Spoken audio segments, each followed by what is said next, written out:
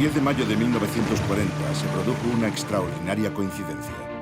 El mismo día en el que Hitler ponía en marcha la ofensiva relámpago sobre el oeste de Europa, Churchill era nombrado primer ministro de Gran Bretaña. Casualidades del destino.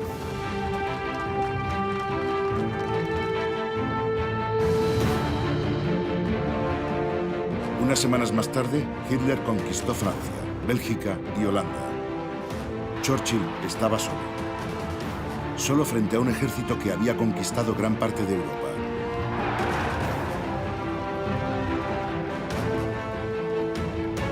Pero se negaba a rendirse. Defenderemos nuestra isla, cueste lo que cueste. Lucharemos en las playas y en los lugares de desembarco. Jamás nos rendiremos. Podrán reprimirnos. Incluso podrán matarnos. Pero jamás capitularemos.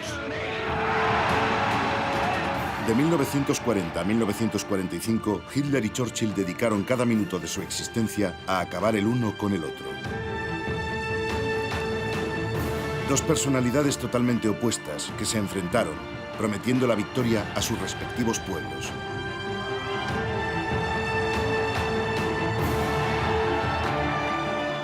Una lucha de titanes que determinó la suerte de la humanidad. Bajo el estruendo de las bombas, los ríos de sangre y los muertos, estos dos jefes militares fuera de lo común parecían fundirse con sus naciones. Su enfrentamiento, sin duda el más importante de la época contemporánea, es el de dos mundos posibles. ¿Cómo llegaron ahí?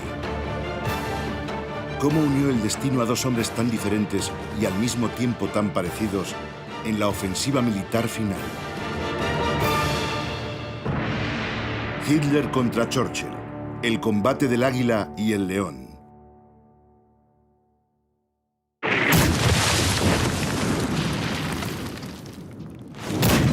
El primer enfrentamiento entre estos dos titanes del siglo XX se produjo mucho antes de 1940. 1916, la Primera Guerra Mundial se eternizaba. Hasta entonces ya habían muerto más de 2 millones de soldados. La Primera Guerra Mundial era una auténtica carnicería.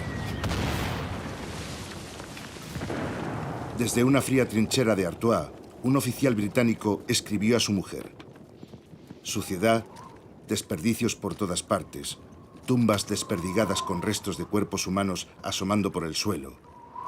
Bajo el sonido incesante de los fusiles, de las metralletas y el silbido de las balas que pasan por encima de nuestras cabezas. En medio de este decorado, húmedo, frío y con toda clase de incomodidades, he sentido una satisfacción y una alegría que hacía meses que no experimentaba.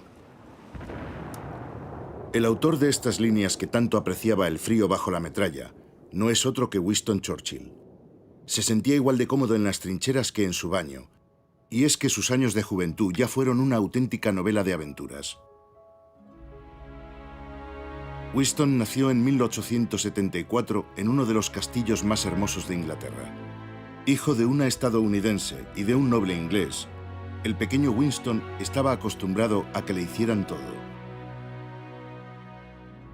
Se educó en un internado. Fue un colegial revoltoso, con malas notas, a quien su padre consideraba un estúpido.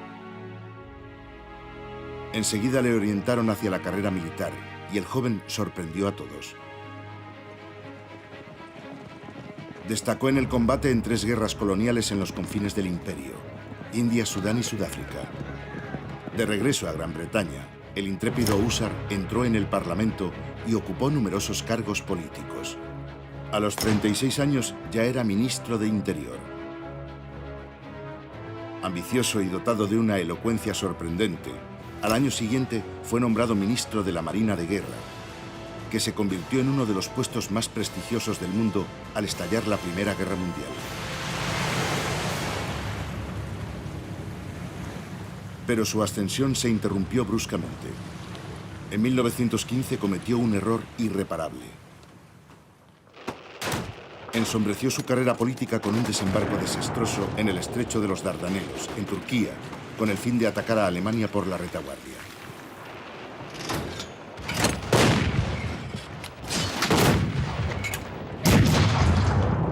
Más de 100.000 soldados británicos, australianos, neozelandeses y franceses murieron en el transcurso de esa desastrosa campaña. Churchill tuvo que dimitir. Se sumió entonces en una terrible depresión que él llamaba su perro negro. A sus 42 años, todos le consideraban un hombre acabado. Pero Churchill odiaba estar sin hacer nada, así que el ex primer lord del almirantazgo decidió unirse al frente francés. Fue destinado a un batallón escocés que luchaba en Flandes. Le gustaba la batalla y el sonido de los cañones, porque le permitían mantener a raya a sus dos enemigos más temidos, la inactividad y la depresión. En las largas horas que transcurrían entre un asalto y otro, Churchill se hartaba de whisky, escribía, se bañaba y muy cerca de la primera línea de frente se dedicaba a su gran pasión, la pintura.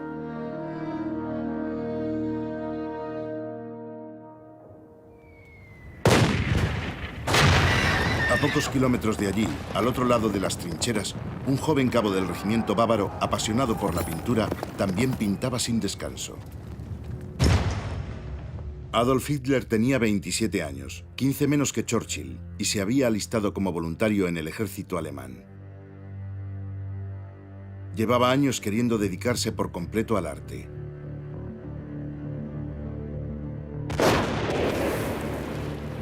Era oficial de enlace en las trincheras de Flandes. Tenía que llevar mensajes de una posición a otra en medio del fuego cruzado y de los obuses. Era su primera guerra y creía que por fin había encontrado su sitio. El joven austríaco había estado errando durante años. Nació en el seno de una familia de la pequeña burguesía, hijo de un padre violento y de una madre muy protectora. Hitler tuvo una infancia atormentada. Después de unos estudios mediocres, su padre deseaba que fuese funcionario público, pero él quería dedicarse a la pintura.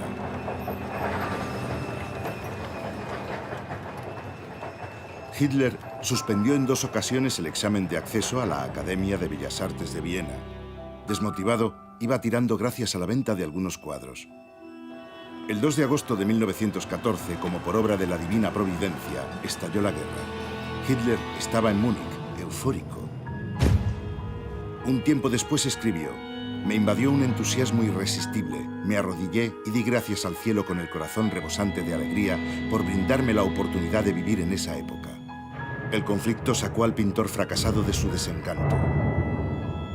De este modo, el cabo Hitler y el teniente coronel Churchill se encontraron frente a frente en la Primera Guerra Mundial. El entorno y su nacionalidad eran distintos, pero en las trincheras tenían algo en común. El olor de la pólvora y de la pintura ejercía sobre ellos un efecto reparador.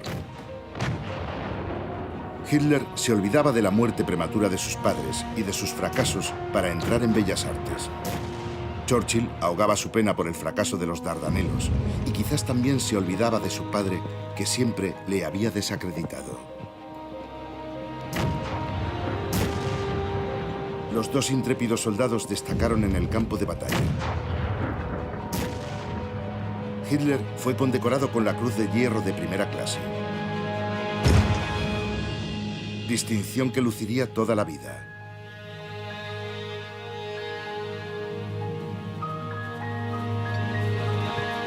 Después de 6 meses en el barro, la depresión de Churchill desapareció. El diputado regresó a Londres y a los 15 meses entró en el gobierno como ministro de Armamento. Ambos todavía lo ignoraban, pero bajo la tormenta de acero que se cernía sobre el norte de Europa, su duelo ya había comenzado. Porque las balas, los proyectiles que Adolf Hitler debía evitar, los fabricaba Winston Churchill, ministro de Armamento.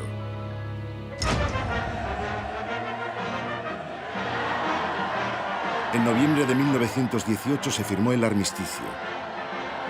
Alemania había perdido. El mundo entero celebró la victoria. Churchill recuperó su sitio y su rango en Gran Bretaña. El ministro de Armamento consiguió algunas hazañas. Inquieto y apasionado, supo gestionar la producción de munición y la de los carros de combate cuya invención había respaldado y que resultaron decisivos en muchas batallas. Muchos ingleses le atribuyeron la victoria y en el desfile militar ocupó un puesto privilegiado.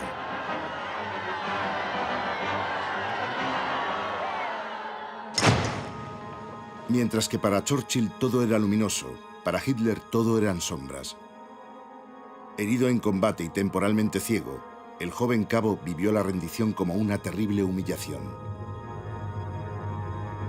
Sin saber qué hacer con su vida, Hitler se metió en política. El soldado artista resultó ser un magnífico orador. Ascendió a la cabeza de un partido de extrema derecha que rebautizó como Partido Nazi.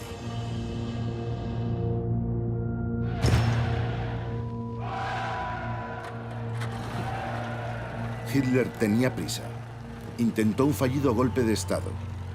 Fue encarcelado. En prisión escribió su libro-programa Mein Kampf, Mi lucha, en el que enunciaba su ideología racista y antidemocrática. La cárcel lo catapultó a la cabeza del partido y le sirvió de trampolín. Estaba convencido de que pronto tomaría el poder.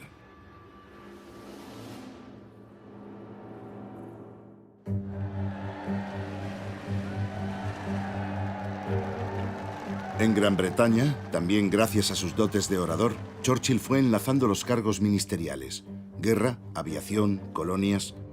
Una gran carrera. A los 50 años fue nombrado canciller de Hacienda, ministro de Economía.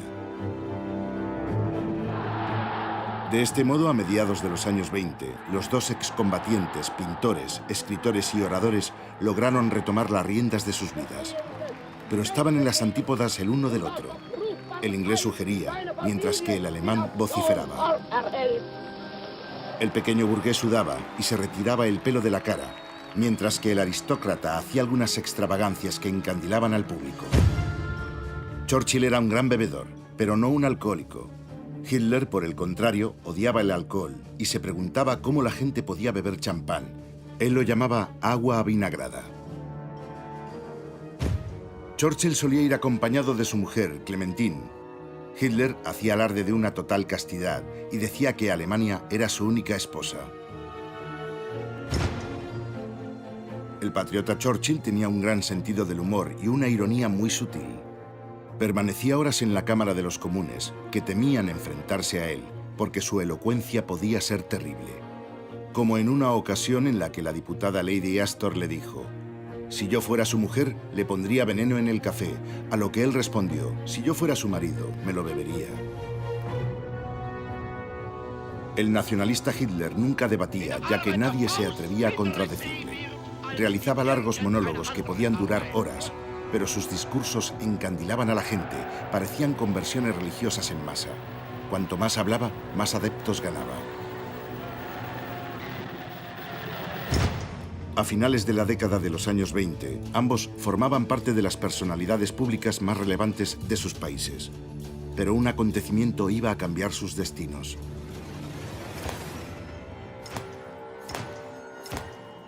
En octubre de 1929, el pánico se apoderó de Wall Street.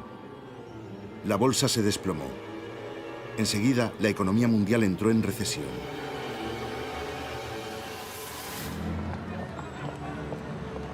En Gran Bretaña, el gobierno conservador fue derrotado. Winston perdió el Ministerio de Economía. Su desastrosa gestión del tesoro le valió las críticas de toda la clase política. Ya nadie confiaba en él.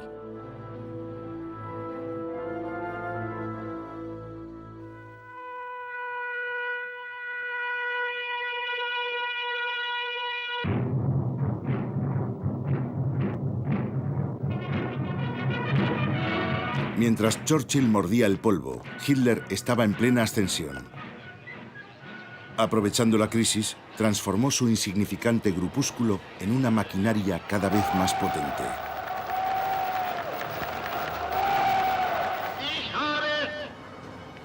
He tenido la energía y la fortaleza necesaria para que 1000 hombres de hace 10 años sean hoy 14 millones. Y esos 14 millones de hombres Mañana serán 20 o 30 millones. Hitler comprendía mejor que nadie la frustración de los alemanes y la humillación de la derrota.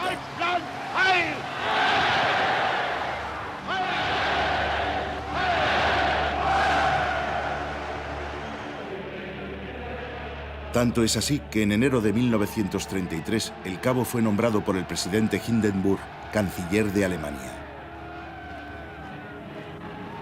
9 años después de su fallido golpe de Estado, el agitador conseguía llegar a la cima.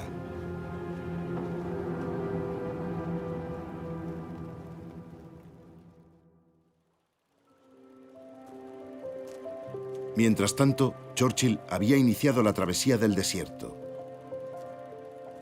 Pero estar solo no significaba estar pasivo. Era uno de los pocos que leyó Mein Kampf.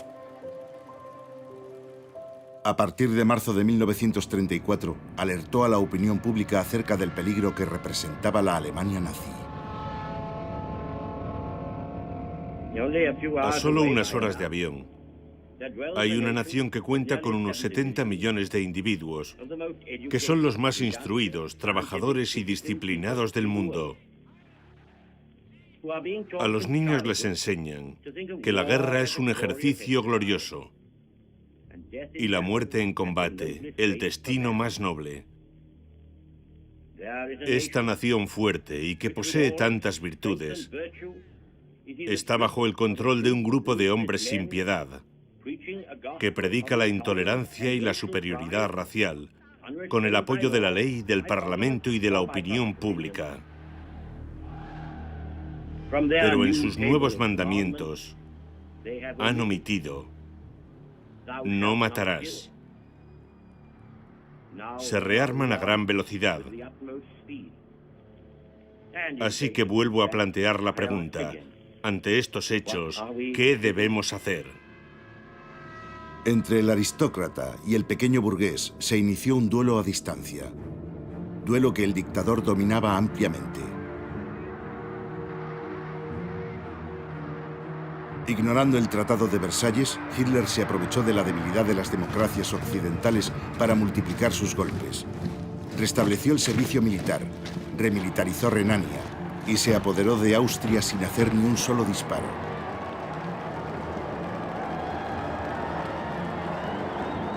En 1938, Hitler reivindicó el territorio de los Sudetes en Checoslovaquia. Aterrados por el poder de la Wehrmacht, París y Londres firmaron los acuerdos de Múnich, en los que cedían a Hitler el territorio de los Sudetes a cambio de un simple papel. Churchill fue el único que denunció este acuerdo y vaticinó: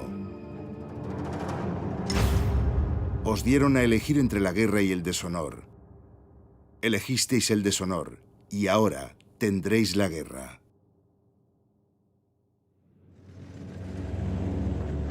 Bastaron 6 meses para que Hitler violara los acuerdos de Múnich. En marzo de 1939, su ejército invadió lo que quedaba de Checoslovaquia y entró triunfalmente en Praga.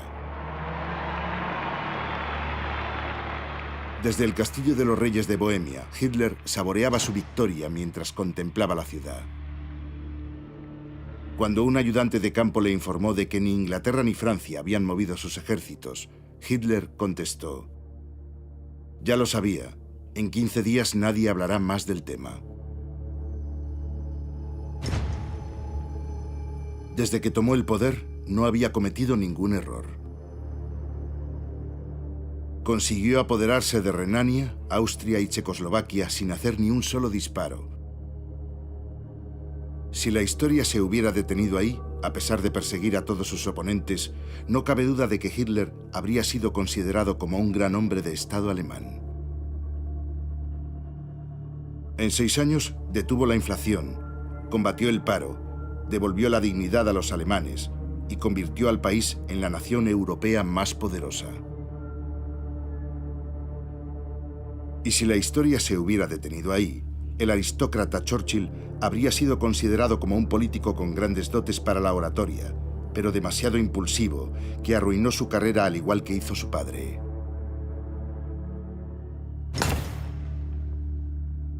Pero la historia siempre se reserva algunas sorpresas.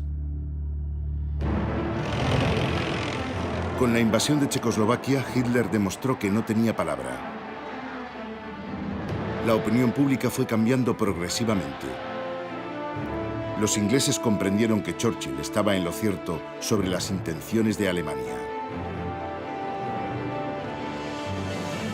Cuando unos meses más tarde, en septiembre de 1939, estalló la guerra, Churchill, el político fracasado, volvió al primer plano.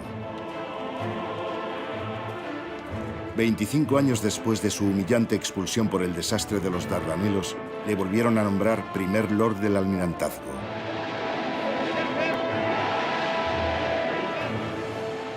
Winston era el único combatiente real del gobierno, mientras que Chamberlain resultó ser un pésimo primer ministro en tiempos de guerra. Las consecuencias no se hicieron esperar. Adiós, señor Chamberlain. Gracias por todo. Demos la bienvenida al primer ministro, el señor Churchill.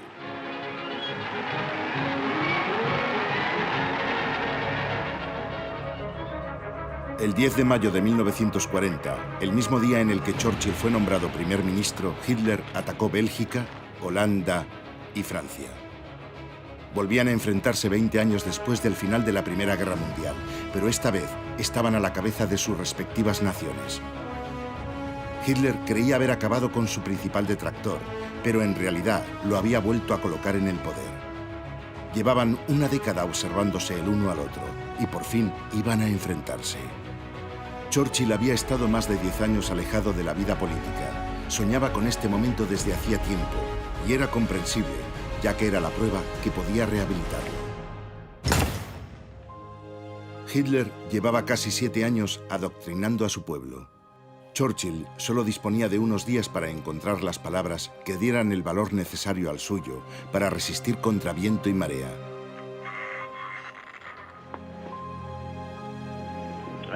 Diré a la Cámara lo mismo que al gobierno.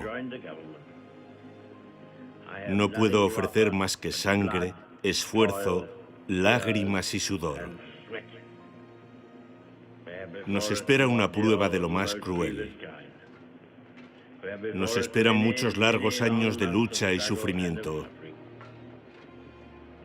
¿Cuál es nuestra política?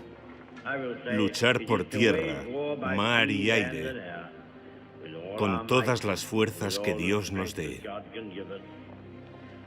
Luchar contra una tiranía monstruosa y sin igual en los oscuros anales del crimen. Esa es nuestra política. ¿Cuál es nuestro objetivo? Solo tengo una palabra: victoria. Victoria a toda costa. Victoria a pesar del terror. Victoria al final del camino, por largo y difícil que sea. Hasta los miembros de la oposición se emocionaron al escucharlo. El pueblo británico, igual que el pueblo francés, estaba dividido entre el miedo, el derrotismo y el instinto de supervivencia. El valor estaba latente, había que despertarlo, y eso es lo que hizo Churchill. Sin embargo, aquella noche el primer ministro dudó. La gente le saludaba y le gritaba: «Buena suerte, Winnie, que Dios te bendiga». Pero en privado Churchill se fundió en lágrimas y le confesó a uno de sus generales: «Pobre gente, confían en mí y durante mucho tiempo solo podré ofrecerles desastres».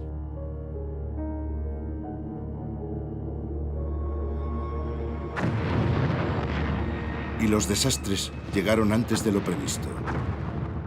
Hitler había desarrollado una técnica de guerra relámpago muy eficaz. Miles de tanques de la Wehrmacht, respaldados por la aviación, penetraron en Francia y sembraron el caos. En unos días, las autoridades capitularon.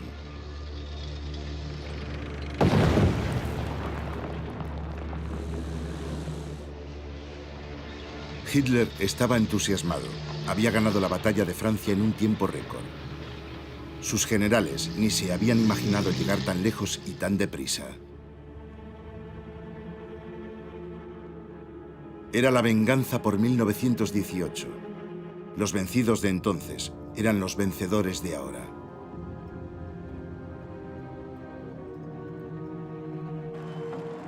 Decididamente Hitler era un dios de la guerra. Con Francia derrotada, Churchill estaba más solo que nunca. El enfrentamiento era inevitable. Comenzó la batalla de Inglaterra. A partir del 12 de agosto de 1940, cientos de bombarderos escoltados por cazas de la Luftwaffe bombardearon todos los objetivos militares del sur de Inglaterra. Comenzó una terrible batalla en el cielo entre los Messerschmitt alemanes por un lado y los Spitfires y los Hurricanes británicos por otro. El cielo de Gran Bretaña se volvió del color del fuego.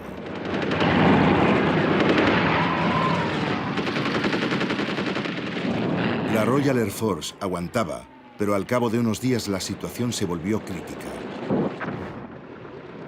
A finales de agosto, la aviación británica prácticamente había perdido el control en el sur de Inglaterra y los alemanes avanzaban.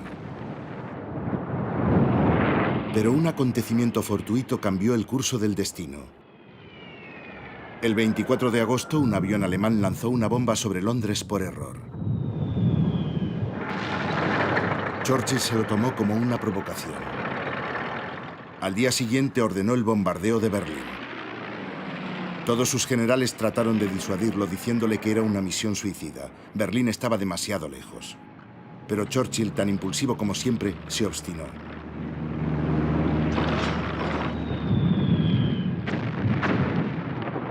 Solo un puñado de pilotos consiguió lanzar su bomba sobre la periferia de la capital del Reich.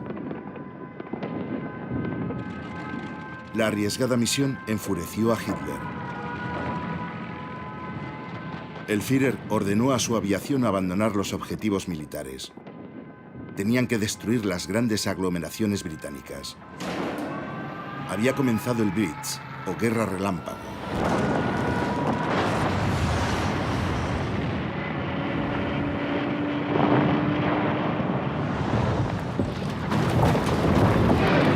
A pesar de la tormenta de fuego que caía sobre las ciudades británicas, de las escenas apocalípticas que vivían los habitantes y de las decenas de miles de muertos, los ingleses resistían.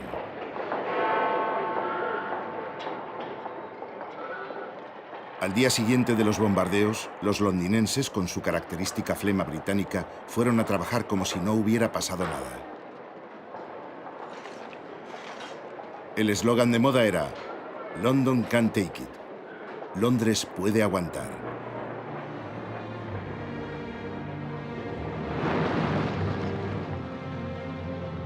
Mientras duró el Blitz, Churchill se desplazó constantemente a los barrios bombardeados para mantener la moral de los habitantes.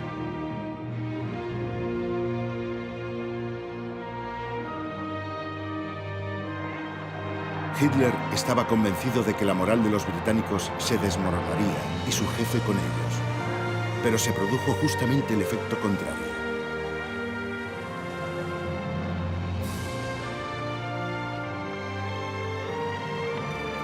La firmeza de Churchill, su impasible dignidad, su inquebrantable confianza en el futuro, su convicción de que Inglaterra triunfaría, su sonrisa, su sombrero, su puro o sus discursos apasionados, lo convirtieron en el símbolo de la resistencia contra la tiranía. Defenderemos nuestra isla, cueste lo que cueste. Lucharemos en las playas, lucharemos en los desembarcos, lucharemos en los campos y en las calles, lucharemos en las colinas y jamás nos rendiremos. A Hitler le apoyaba su pueblo y a partir de entonces a Churchill le iba a apoyar el suyo.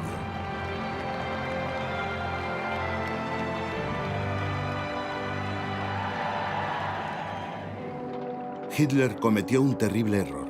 Al abandonar los objetivos militares, permitió que la aviación británica se reorganizase y pudiera volver a atacar.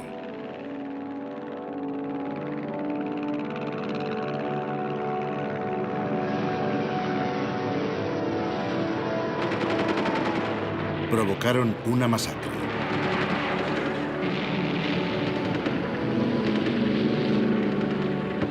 Los ingleses ganaron la batalla del cielo.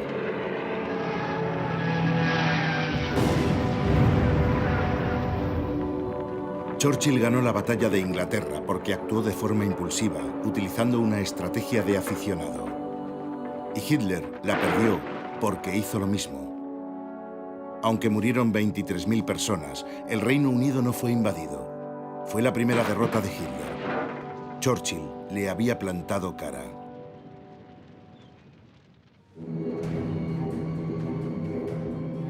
Hitler se vio obligado a aplazar la invasión de Inglaterra. Esperaba doblegarla, aniquilando a otro de sus enemigos ancestrales, la Unión Soviética.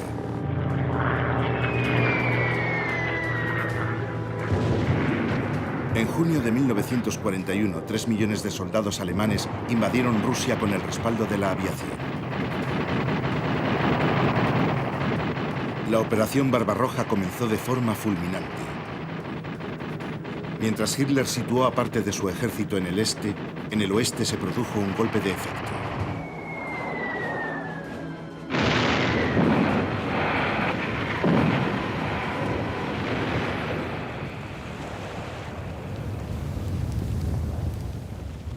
En diciembre de 1941, Japón atacó la base estadounidense de Pearl Harbor. Nuestros dos estrategas se alegraron, pero no por las mismas razones. Hitler estaba entusiasmado porque Japón estaba de su lado. Les dijo a sus mariscales: no podemos perder la guerra. Nuestro nuevo socio no conoce la derrota desde hace 3000 años. Churchill también estaba encantado. Pearl Harbor era el pretexto que estaba esperando. Estados Unidos entró en guerra, en su bando. Pero el gigante estadounidense todavía no estaba listo. Gran Bretaña sufrió numerosos reveses. El ejército de Hitler se imponía en todos los frentes. En el norte de África, decenas de miles de soldados ingleses murieron o fueron hechos prisioneros en la batalla del Atlántico. Churchill recibió críticas del Parlamento. A lo largo de la guerra, el dictador nazi imponía sus ideas. Sin embargo, el primer ministro tenía que convencer, porque Inglaterra era una democracia parlamentaria. Churchill declaró: soy como el piloto de un bombardero. Hago una salida cada noche y sé que de alguna no regresaré. Sus adversarios políticos comprendieron que era posible resistir a Hitler, pero era imposible reemplazar a Churchill en pleno combate. El león británico poseía una forma física increíble.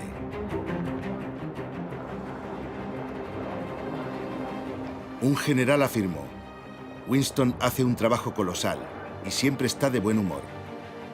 Entiendo perfectamente por qué todos los que le rodean le son fieles. Dedica cada hora a ganar la guerra. No da muestras de fatiga y parece estar en mejor forma que muchos políticos que trabajan menos que él.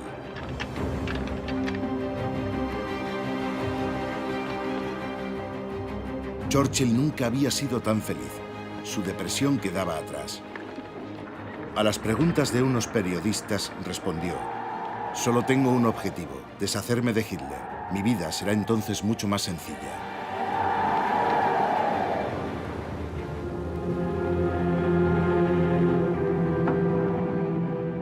En el frente del este, la Wehrmacht había perdido a decenas de miles de hombres, pero había sobrevivido al invierno. La tenacidad de Hitler había dado sus frutos. Todos los generales estaban de acuerdo. La determinación del Führer salvó al ejército alemán de una derrota. Hitler asignó nuevos objetivos a sus tropas: Stalingrado y el Cáucaso. El estratega autodidacta era optimista y afirmó: ahora que hemos dejado atrás enero y febrero, nuestros enemigos ya pueden olvidarse de vernos correr la misma suerte que los ejércitos de Napoleón. El equilibrio volverá a restablecerse.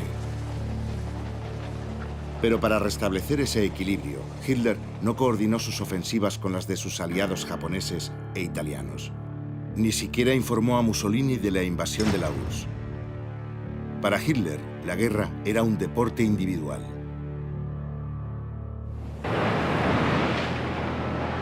Pero para Churchill se trataba de un deporte de equipo. no paraba de ir y venir al encuentro del capitalista Roosevelt y del comunista Stalin para conseguir una coalición invencible. El amo del Kremlin tenía sus exigencias. Reclamaba la apertura de un nuevo frente en Europa para aliviar al Ejército Rojo. Winston seguía muy afectado por el desembarco de los Dardanelos y no quería. Pero para acabar con el Reich, el viejo león superó sus miedos. En secreto convenció a Stalin y a Roosevelt para atacar primero el punto débil de las fuerzas del eje, el norte de África.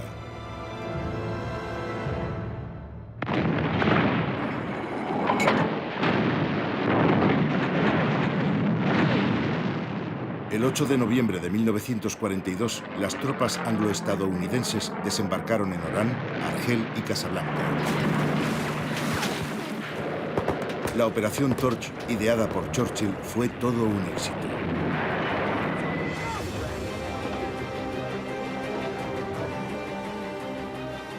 El ejército de Hitler ya no avanzaba en el frente ruso y se preparaba para afrontar un nuevo invierno. Los esfuerzos del viejo león por fin estaban dando frutos. La coalición trabajaba de común acuerdo. Siempre de un lado para otro, Churchill era una auténtica dinamo que infundía a sus tropas y generales energía y sed de victoria. Y sin perder nunca el sentido del humor.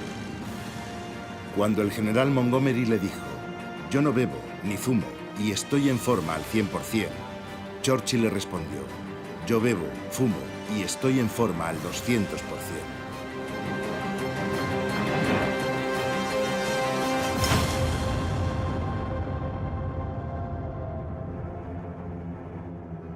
Hitler no podía admitir la derrota. Se estaba volviendo cada vez más irascible. Había dejado de confiar en sus generales.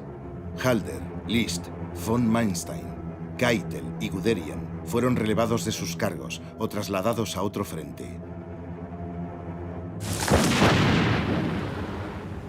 En el este, la situación de la Wehrmacht era desesperada, pero Hitler se negaba a rendirse.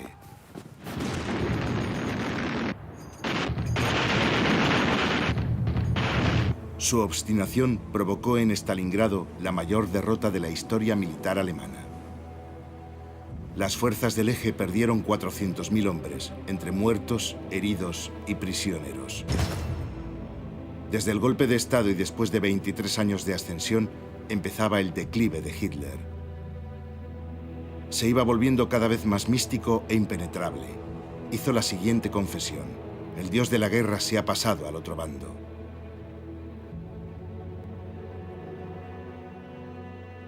Si Hitler estaba perdiendo la guerra, Churchill perdía su liderazgo. En Teherán, en noviembre de 1943, Churchill tomó conciencia de que Roosevelt y Stalin se habían convertido en los nuevos señores de la guerra, y él ya no tenía el control de las operaciones. Volvió a caer en una depresión, acompañada de una neumonía. Winston creía que había llegado su hora.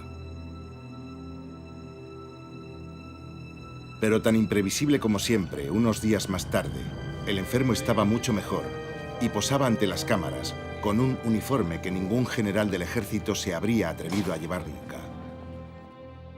El enfermo enseguida recuperó la energía para meter las narices en los planes de su Estado Mayor.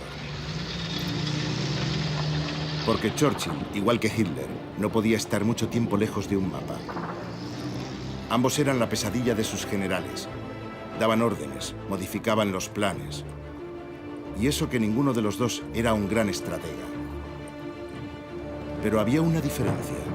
Winston sabía que era un aficionado y escuchaba a sus consejeros que en muchas ocasiones evitaron que hiciera algo irreparable.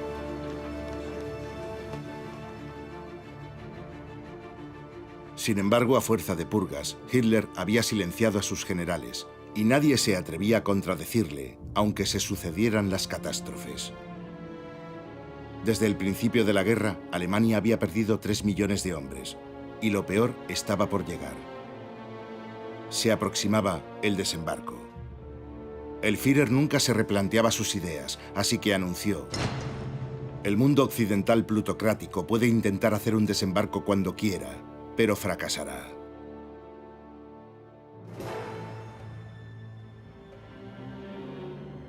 En la noche del 5 al 6 de junio de 1944, la mayor flota jamás reunida puso rumbo a las costas francesas.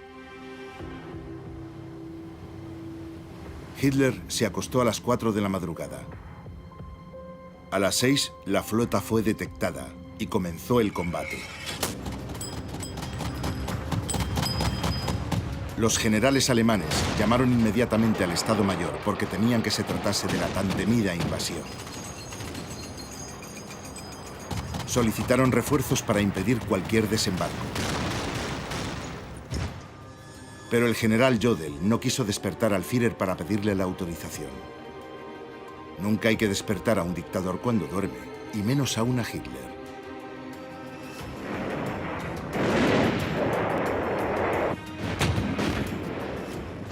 Hitler durmió hasta las 10 de la mañana, hora en la que lo despertó su edecán.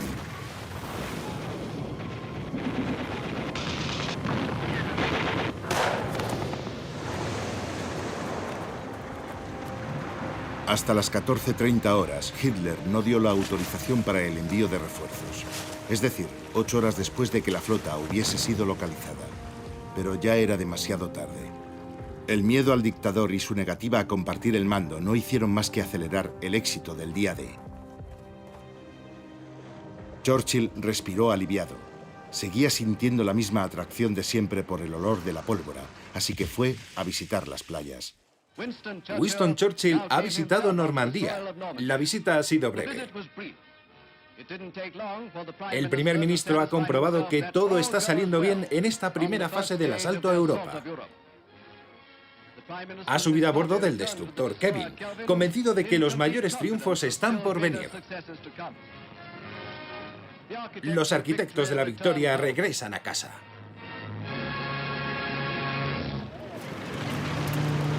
Pese al éxito del desembarco aliado, el dictador no admitía la derrota. El 16 de diciembre, ante el estupor de los aliados, 1.900 cañones abrían fuego en el sector de las Ardenas. En las primeras horas, el efecto sorpresa superó las expectativas del Estado Mayor alemán.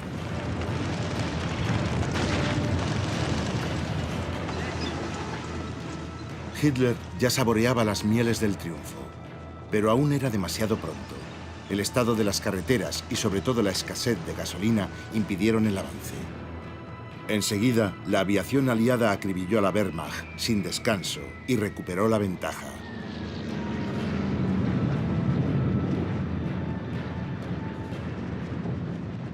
En el cuartel general de Hitler reinaba la preocupación. Göring le sugirió firmar un armisticio. La guerra está perdida, le dijo. A lo que Hitler replicó: le prohíbo que tome cualquier decisión sobre este tema. Si incumple mis órdenes, le mandaré fusilar.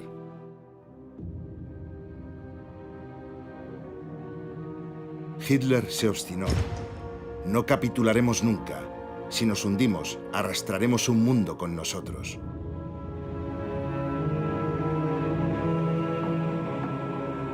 El Führer puso todas sus esperanzas en el fracaso de la coalición aliada.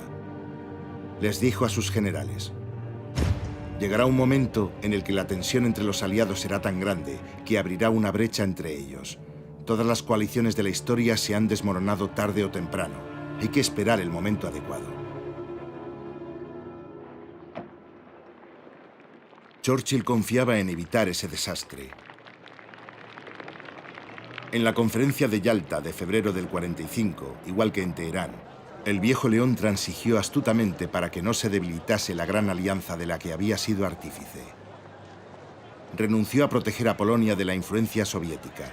Ya notaba el declive del Imperio británico, pero era el precio que había que pagar por la unión contra Hitler.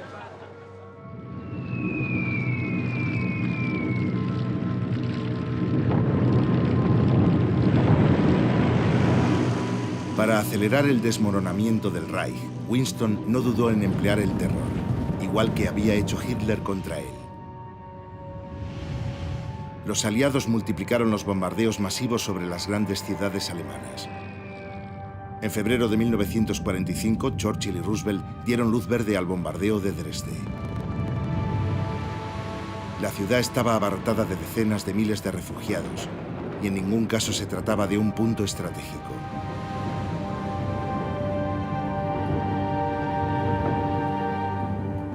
Hubo más de 40.000 muertos. Nada justificaba esta destrucción. Pero Winston no había olvidado el Blitz, ni las decenas de miles de ingleses que murieron bajo las bombas alemanas.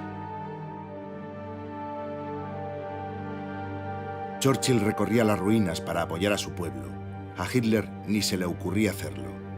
Desde que el dios de la guerra se había cambiado de bando, el Führer se dirigía cada vez menos al pueblo que le había llevado al poder y ya casi no se dejaba ver.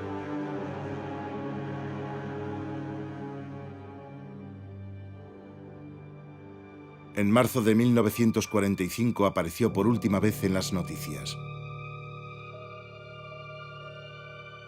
El águila se había convertido en buitre. Un Hitler encorvado, deteriorado, con Parkinson, animaba a los miembros de las juventudes hitlerianas a resistir hasta el final.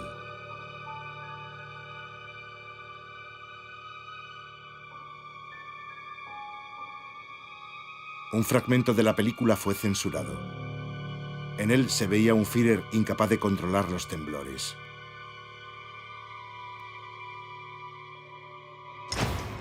Hitler se hundía, y mientras tanto su régimen proseguía. Los pelotones de ejecución abatían a decenas de desertores. En los campos de exterminio, los deportados eran masacrados u obligados a realizar inmensas marchas de la muerte, con el fin de exterminar hasta el último de ellos. No podía ganar la guerra, y el Führer quería reemplazar la victoria con el éxito del genocidio.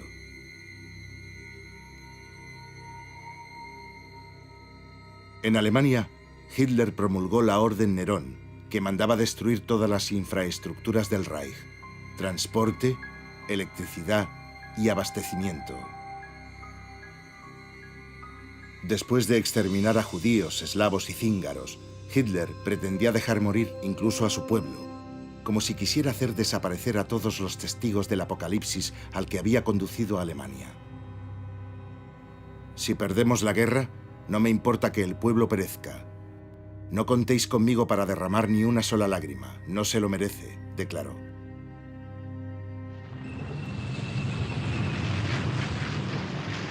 En el este, el ejército soviético avanzaba como una apisonadora, y en abril se lanzó sobre Berlín.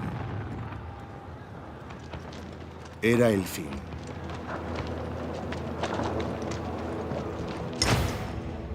Hitler acababa de celebrar su cumpleaños. Tenía 56 años y parecía un anciano. El Führer se refugió en su búnker y dictó su testamento político. Las primeras palabras fueron para Churchill, el único que en 1940 se atrevió a plantarle cara, el mismo que había provocado su derrota. Al negarse a entenderse conmigo, Churchill ha llevado a su país a una política de suicidio. Al principio de esta guerra me esforcé en actuar como si Churchill fuera capaz de comprender esta gran política. Pero él llevaba demasiado tiempo vinculado a los judíos. Mi idea era tratar con indulgencia a los ingleses para no crear algo irreparable en el oeste. El águila derrotada formuló su última voluntad. Quiero que en mi tumba figure el siguiente epitafio: fue víctima de sus generales. Hitler se casó con Eva Braun y el 30 de abril de 1945 se suicidó en su búnker. Radio Berlín anunció que Hitler había muerto luchando hasta el último aliento contra el bolchevismo. Churchill, que era un antibolchevique convencido, comentó: «Yo creo que tenía toda la razón para morir de esta forma». Winston tuvo la última palabra.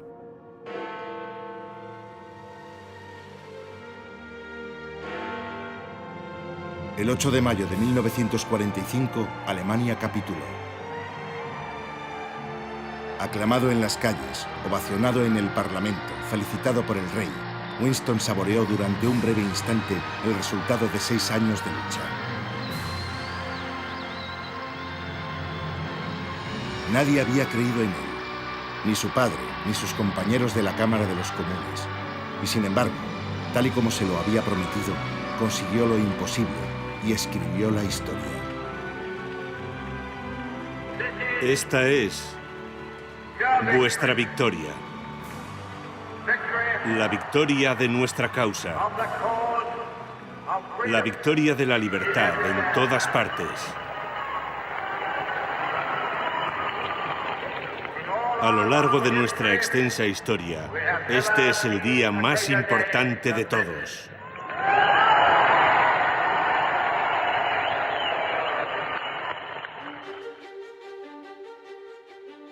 Pero muy pronto la victoria se volvió amarga, porque aunque el demócrata había ganado la guerra, perdió las elecciones legislativas. La democracia tiene estos reveses. Churchill cayó en una depresión. Viajó, volvió a escribir y en su equipaje metió pinceles y 96 botellas de Veuve Clicquot. Era como si echase de menos a Hitler. Con la desaparición de su mejor enemigo, perdió por algún tiempo su razón de ser. Nunca un duelo ha marcado tanto la historia del mundo. El águila era el veneno y el viejo león fue el antídoto. ¿Qué queda de su enfrentamiento? Hitler será recordado siempre como uno de los hombres más crueles que ha habido nunca en la Tierra. Y Churchill como uno de los líderes más aclamados de todos los tiempos, que legó al mundo su valentía y su incomparable sentido del humor. Todavía seguiría escribiendo en las páginas de la historia 20 años más. Winston, el primer ministro y Premio Nobel de Literatura. Siempre echó de menos el olor de la pólvora y el ritual del combate. Mucho después de la guerra, unos periodistas preguntaron a Churchill qué año le gustaría volver a vivir. Él contestó, 1940, ahora y siempre.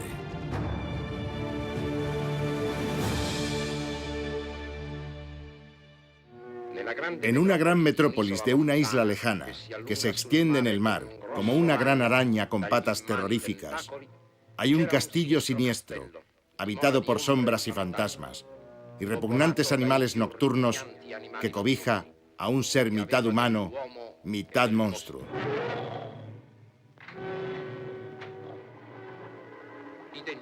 Cada vez que quería aparecer delante de los hombres, se preparaba una poción mágica, con unos ingredientes apetitosos, pero peligrosos, y se transformaba milagrosamente.